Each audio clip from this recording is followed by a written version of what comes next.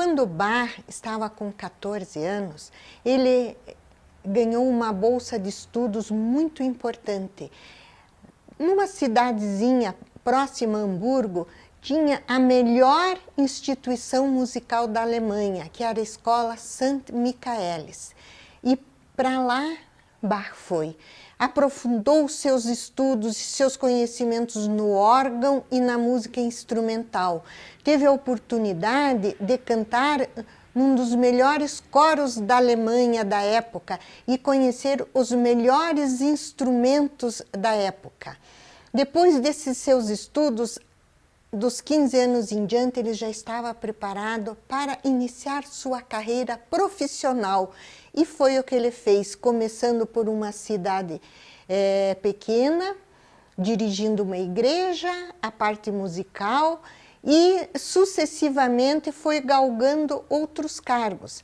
Apesar dessa sua retidão em relação à tradição religiosa, à tradição familiar, ao cumprimento de regras que fez parte da personalidade de Bach, ele tinha uma autoconfiança e uma força que o fez dirigir a sua carreira profissional como ele achava que seria melhor. Isso não era comum na época.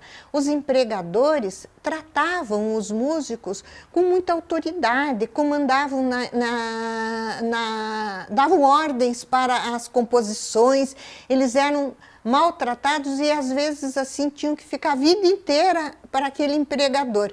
Bach nunca se submeteu a isso, ele foi sempre atrás de melhores oportunidades musicais e financeiras também.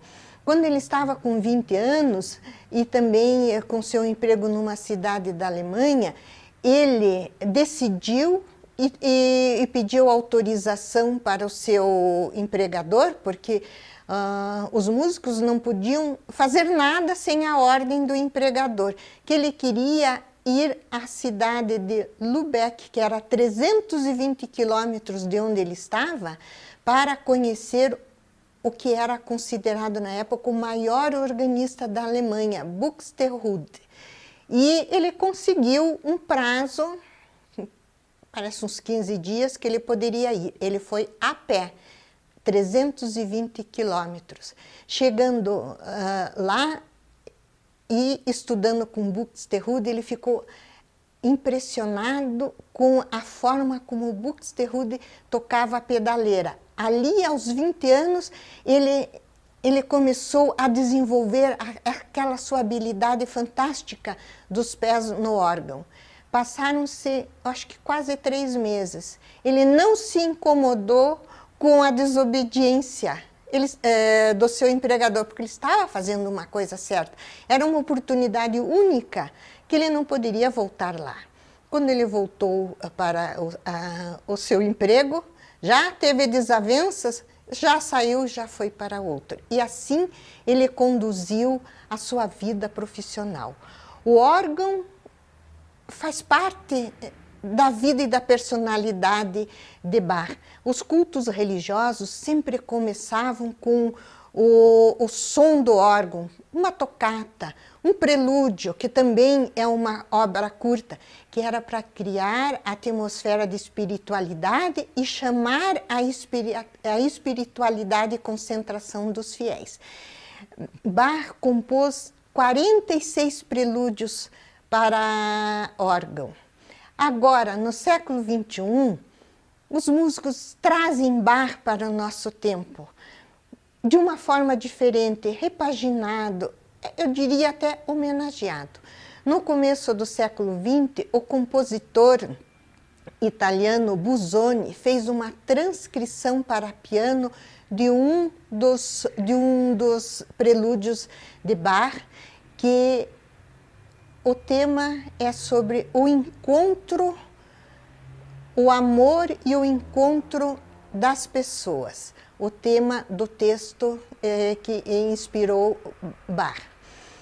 E nós vamos hoje ter uma apresentação fantástica dessa transcrição. Lembrem que nós tivemos uma aula sobre as transcrições e a importância das transcrições na música clássica.